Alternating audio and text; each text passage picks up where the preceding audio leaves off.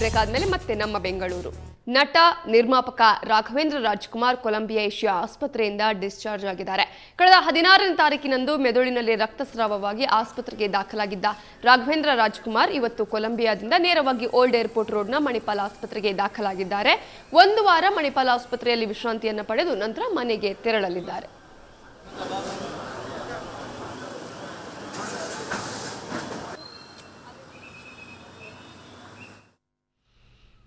ನಿರ್ದೇಶಕ ಯೋಗರಾಜ್ ಭಟ್ ಹಾಗೂ ಸೂರಿ ಗರಡಿಯಲ್ಲಿ ಪಳಗಿರುವ ಅದೆಷ್ಟೋ ಜನ ಈಗಾಗಲೇ ನಿರ್ದೇಶಕರ ಪಟ್ಟ ಹೊತ್ತಿದ್ದಾರೆ.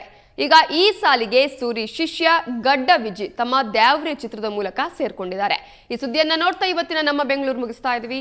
ನೇರ ದಿಟ್ಟ ನಿರಂತರ ಸುದ್ದಿಗಾಗಿ ನೋಡ್ತಾ ಇರಿ ಸುವರ್ಣ ನ್ಯೂಸ್. ಈ ಚಿತ್ರದ ಆಡಿಯೋ ಬಿಡುಗಡೆ ಅದ್ದೂರಿಯಾಗಿ ನಡೆಯಿತು.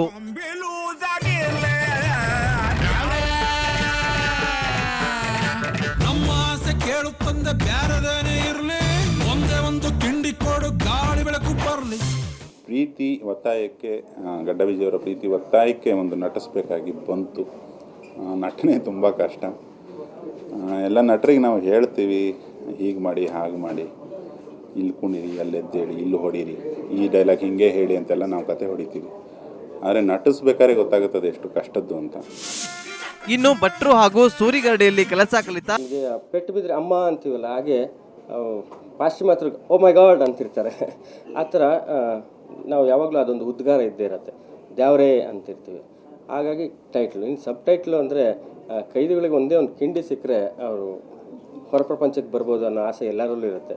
ಅವ್ರ ಬೇಡಿಕೆ ಆಗಿರುತ್ತೆ, ದೇವ್ರ ಹತ್ರ ಒಂದೇ ಒಂದು ಕಿಂಡಿ ಕೊಡಿ ಪ್ಲೀಸ್ ಅಂತ ಅವ್ರು ಕೇಳ್ಕೊಳ್ತಾ ಇರೋದು ಅದ್ರ ಟ್ಯಾಗ್ಲೈನ್ ಅಷ್ಟೇ.